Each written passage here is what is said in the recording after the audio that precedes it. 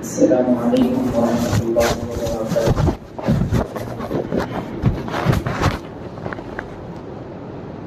الحمد للہ رب العالمین والصلاة والسلام على سید الانبیاء والمرسلین وعلى آلہ واصحابہ اجمعین، اما بعد۔ قال اللہ تبارک وتعالی فی کلامہ المجید والفرقان الحمید: اعوذ باللہ من الشیطان الرجیم، بسم اللہ الرحمن الرحیم۔ ان عدۃ الشہور عند اللہ 12 شہرا فی کتاب اللہ یوم خلق السماوات والارض منها 4 حرم ذلك الدین القیم فلا تظلموا فيهن أنفسكم وقاتلوا المشركين كافة كما يقاتلونكم كافة صدق الله العظيم۔ وقال النبي صلى الله عليه وسلم: رمضان شهر الله وشعبان شهري، أو كما قال عليه الصلاة والسلام۔ حضرات سامعین، گھروں میں بیٹھ کر سننے والی معزز خواتین اسلام، اللہ رب العزت کا بے انتہا شکر اور فضل اور احسان ہے کہ اس نے ہمیں شعبان المعظم جیسا بابرکت مہینے میں پھر سے ہماری زندگی کو لکھا، اور رمضان المبارک رحمتوں مقدس والے مہینے سے پہلے والے مہینے میں ہم کو پھر سے زندگی دی۔ سامعین محترم، شعبان المعظم کا مہینہ اسلامی سال کا 8واں مہینہ ہے، اور شعبان المعظم کے مہینے کی فضیلت کے بارے میں اتنا بولنا کافی ہے کہ خود اللہ کے رسول صلی اللہ علیہ وسلم نے اس مہینے کو اپنی طرف منسوب کر کے کہا کہ وہ شعبان شہری، رمضان اللہ کا مہینہ ہے تو شعبان میرا مہینہ ہے۔ اس کی فضیلت کے لیے اتنا کہہ دینا کافی ہے، لیکن سمجھانے کے لیے علماء کرام نے یہ بات بھی نقل کی ہے کہ رجب، شعبان، رمضان تینوں مہینوں کو اللہ تعالیٰ نے لگاتار بنایا، اور ہمارے لیے رحمت برکت والے مہینے، 3 لگاتار مہینے اللہ تبارک و تعالیٰ نے ہم کو اس سے نوازا۔ علماء کرام بیان کرتے ہیں کہ رجب کا جو مہینہ ہے یہ ہوائیں چلنے کا مہینہ ہے، شعبان کا جو مہینہ ہے یہ بادلوں کا مہینہ ہے، یعنی ابروں کا مہینہ ہے، اور رمضان کا جو مہینہ ہے وہ بارش کا مہینہ ہے۔ ہم کبھی بھی دیکھتے ہیں دنیا میں کبھی بھی بارش ہوتی ہے تو سب سے پہلے تیز رفتار ہوائیں چلتی، پھر دیکھتے تھوڑی دیر میں بادل، ابر ہمارے سامنے موجود ہوتے ہیں، اس کے بعد تھوڑی دیر میں ہماری کھڑکی سے یا دروازے سے نظر پڑتی تو تیز دھار بارش نظر آتی۔ یہ ماحول ہے۔ تو علماء کرام بیان کرتے ہیں کہ رجب، شعبان، رمضان لگاتار یہ ایسے ہی مہینے ہیں۔ رجب کا مہینہ ہوائیں چلنے کا مہینہ ہے، تو شعبان کا مہینہ بادلوں والا مہینہ ہے، اور رمضان کا مہینہ رحمتوں برکتوں والی بارش کا مہینہ ہے۔ ہم رمضان المبارک سے 1 مہینہ قبل میں ہیں، اسی لیے اللہ کے رسول صلی اللہ علیہ وسلم رجب اور شعبان کے مہینے میں جب بھی آتے تو حضرت انس بن مالک روایت کرتے ہیں، خادم رسول، بخاری کی روایت ہے، ترمذی میں بھی روایت موجود ہے۔ آپ فرماتے ہیں اللہ کے رسول صلی اللہ علیہ وسلم صحابہ کو بیان کرتے کہ اس دعا کو اپنے ذکر میں لاؤ، اور اللہ کے رسول صلی اللہ علیہ وسلم دعا مانگتے: اللہم بارک لنا فی رجب و شعبان وبلغنا رمضان، اے اللہ رجب اور شعبان میں ہمارے لیے برکت عطا فرما اور ہمیں رمضان تک پہنچا۔ یہ اللہ کے رسول صلی اللہ علیہ وسلم کے معمولات تھے۔ اسی وجہ سے شعبان جیسا معظم اور معزز مہینہ ہمارے پاس موجود ہے. ہم جس مہینے میں جینے لگے ہیں وہ شعبان کا مہینہ ہے. دیکھیے سامعین محترم، 3 دن ہمارے پاس قابل غور ہیں.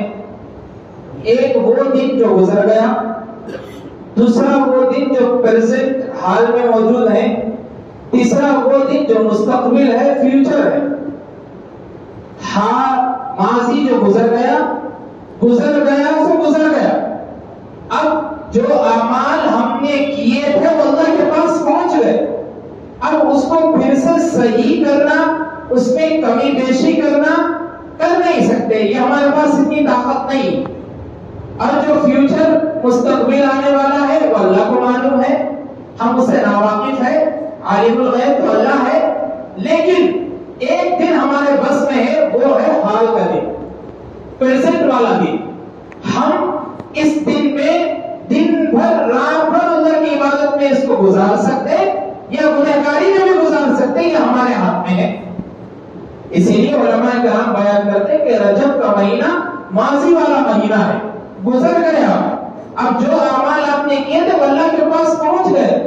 اور شعبان کا جو مہینہ ہے وہ پریزنٹ والا مہینہ ہے، حال والا مہینہ ہے. اور رمضان المبارک کا جو مہینہ ہے وہ آنے والا ہے، فیوچر والا ہے.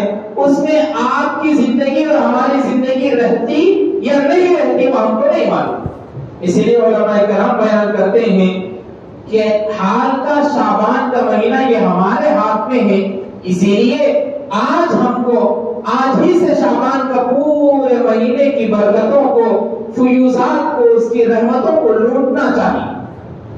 اور اللہ کے رسول صلی اللہ علیہ وسلم کے کیسے معمولات تھے. اما جان حضرت عائشہ رضی اللہ تعالیٰ عنہما خود روایت کرتی ہے، اب فرماتی ہے رسول اللہ صلی اللہ علیہ وسلم کو ہم شعبان کے مہینے میں روزہ رکھتے ہوئے دیکھتے تھے تو ہم خود گواہی دیتے ہیں کہ کسی اور مہینے میں آپ اتنے زیادہ روزے نہیں رکھتے تھے جتنے شعبان کے مہینے میں روزہ رکھتے تھے. رمضان تو پورا مہینہ روزے والا ہے، فرائض کا ہے، لیکن سنت اور نوافل جو روزے ہیں جو اللہ کے رسول صلی اللہ علیہ وسلم نے خود پابندی سے ادا کیے ہیں وہ شعبان کے مہینے میں سب سے زیادہ دوسرے مہینے کے بالمقابل رکھا کرتے تھے. یہ اللہ کے رسول صلی اللہ علیہ وسلم کی عادت. اور اللہ تبارک و تعالیٰ خود قرآن مجید میں نقل کرتے ہیں کہ اللہ فرماتے ہیں من حبل الورید، کہ اللہ تو انسان کے شہرت سے بھی زیادہ قریب. تو ایک سوال یہ بھی ہوتا ہے کہ بھائی جب اللہ کو ساری چیزیں معلوم ہیں تو پھر کرامن کاتبین کو لکھنے کی ضرورت کیا پڑی، فرشتوں کو لکھنے کی ضرورت کیا پڑی جب اللہ کو ساری چیزیں معلوم ہیں، سب چیزوں سے اللہ واقف ہے. اس کا جواب یہ ہے کہ اللہ ساری چیزوں سے واقف ہے، لیکن حالات گزرنے کے حساب سے دنیا کے طریقے کو چلانے کے لیے اللہ نے فرشتوں کو بندوبست کیا اور ان کو کام پہ لگا دیا. اور خود احادیث میں بات آتی ہے کہ فرشتوں کی نگرانی رجسٹری میں لکھنے کی 2 مرتبہ چینج ہوتی ہے. ایک مرتبہ صبح سویرے فجر کے بعد، پھر دوسرے ٹائم عصر کے بعد. جو فرشتے فجر کے بعد آتے ہیں وہ عصر کے بعد چلے جاتے ہیں، جو عصر کے بعد آتے ہیں وہ عصر کے بعد جب چلے جائیں گے تو پھر فجر کے بعد آئیں گے. 2 مرتبہ نگرانی چینج ہوتی ہے. اور ہم نمازوں میں بھی خود غور و فکر کریں، فجر کی اور عصر کی نماز کے بعد ہم سکون سے امام صاحب نماز پڑھانے کے بعد تھوڑی دیر بیٹھتے. کیوں بیٹھتے؟ اس لیے کہ 33 مرتبہ سبحان اللہ، 33 مرتبہ الحمدللہ، 34 مرتبہ اللہ اکبر پڑھتے ہوئے لوگ صرف فجر میں ہوتے اور عصر میں ہوتے، ظہر مغرب عشاء میں نہیں پڑھتے. علماء کرام اس کی حکمت اور وجہ یہ بتاتے ہیں کہ فرشتے فجر کے بعد جب چینج ہوتے ہیں تو جب بندہ ذکر میں مشغول ہوتا ہے تو اللہ فرشتوں کو پوچھتے ہیں جانے کے بعد کہ بتاؤ میرے بندوں کو تم نے کس سچویشن میں، کس حالت میں چھوڑ کر آئے ہو.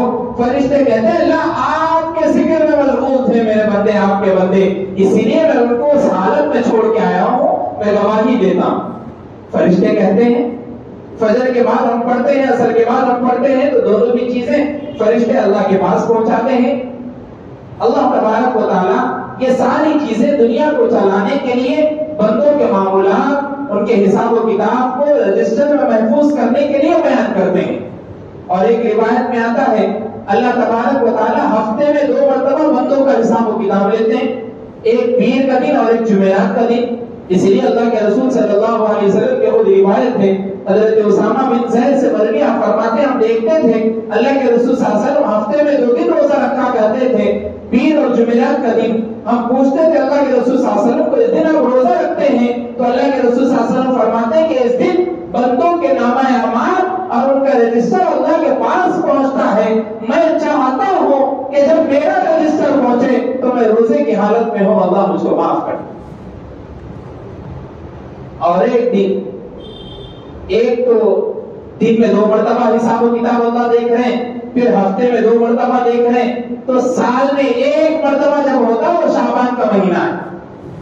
شعبان کے مہینے میں اللہ تبارک و تعالیٰ بندوں کے حساب و کتاب کو دیکھتے ہیں، ان کی مغفرت کا ذریعہ بناتے ہیں، اور ان کے جو گناہ تھے وہ ساروں کو مٹا کر ایک نئی زندگی ان کی لکھتے ہیں۔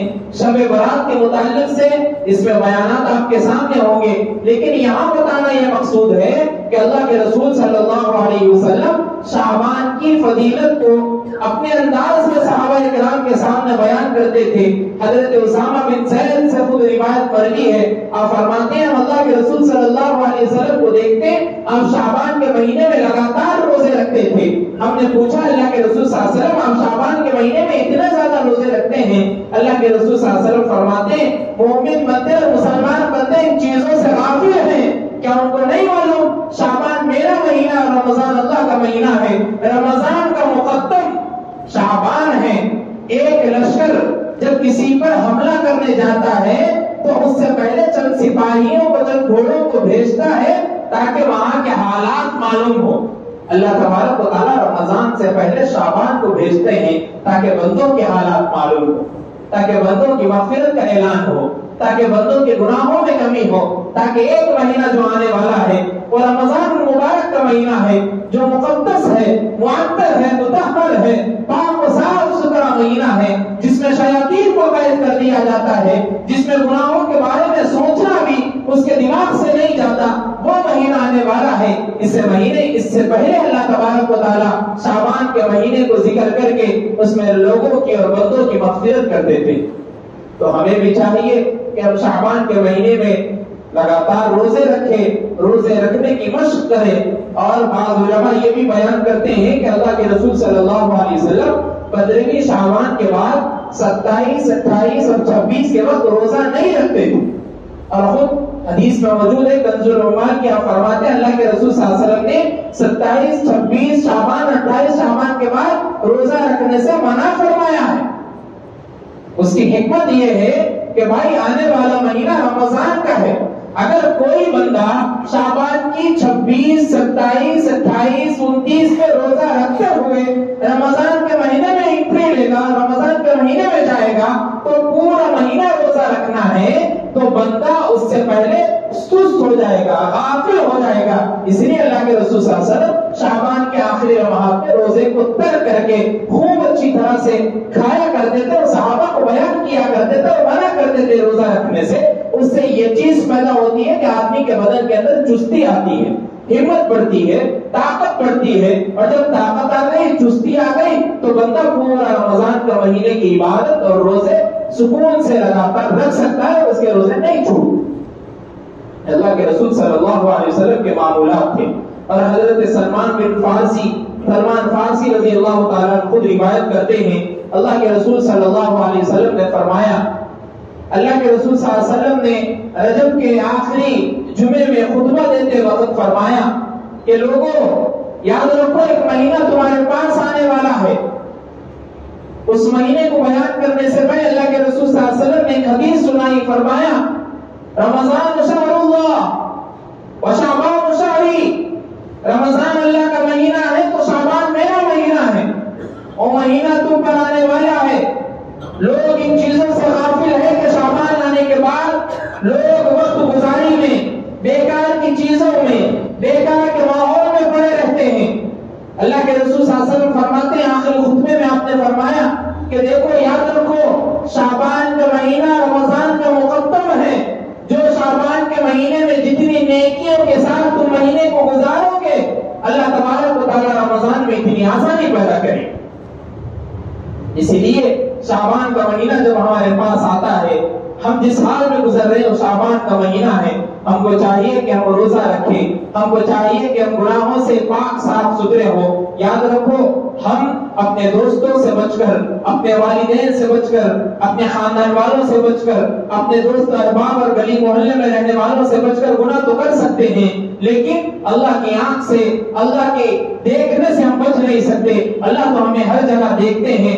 ہم صرف دنیا والوں کے بنائے ہوئے کیمروں سے دیکھ کر چوری ڈکیتی کرنے سے ڈرتے ہیں. وہاں پر کیمرہ موجود ہے تو ہم دوسرے محلے میں جا کر بیجا چیزیں کرتے ہیں، شراب وغیرہ پیتے ہیں، دوسری جگہ جا کر نامعلوم چیزیں کرتے ہیں جو بندے آج کل نوجوان اس میں گرفت ہے. یاد رکھو، اللہ تعالیٰ تو ہر جگہ موجود ہے. اللہ بندے کے شہر سے زیادہ قریب ہے. وہ اللہ سے کیا آپ نہیں ڈرتے؟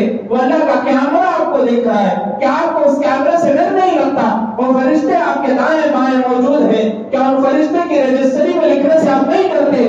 یاد رکھو، اللہ تبارک و تعالیٰ جتنے زیادہ رحمان و رحیم ہیں، اتنے زیادہ خطرناک سخت عذاب دینے والے بھی ہیں. جہنم کو ایسے تیار کر کے اللہ تبارک و تعالیٰ نے رکھا ہے.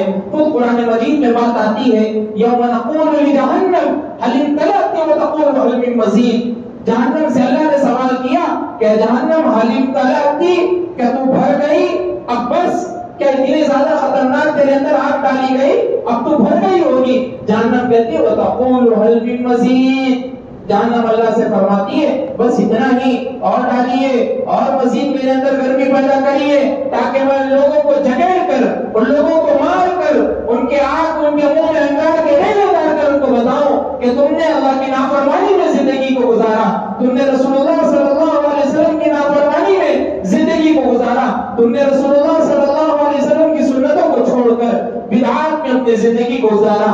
ہم اتنے زیادہ بدعات میں پڑ گئے، ہم نے رسول کریم صلی اللہ علیہ وسلم کی سنتوں کو چھوڑ دیا.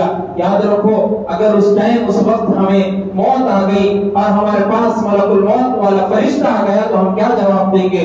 پرسوں ہی ایک ویڈیو وائرل ہوا، ہم دیکھتے ہیں کہ مولوی صالح صاحب کو ہلدی لگانے جا رہے ہیں اور اتنے میں فرشتہ آیا، روح کھینچ لی اور ایسے ہی دھڑام سے نیچے گر پڑے.